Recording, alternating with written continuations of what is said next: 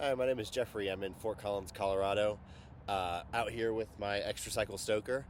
We actually have quite a bit of experience, my partner and I and our two young children, with cargo cycling.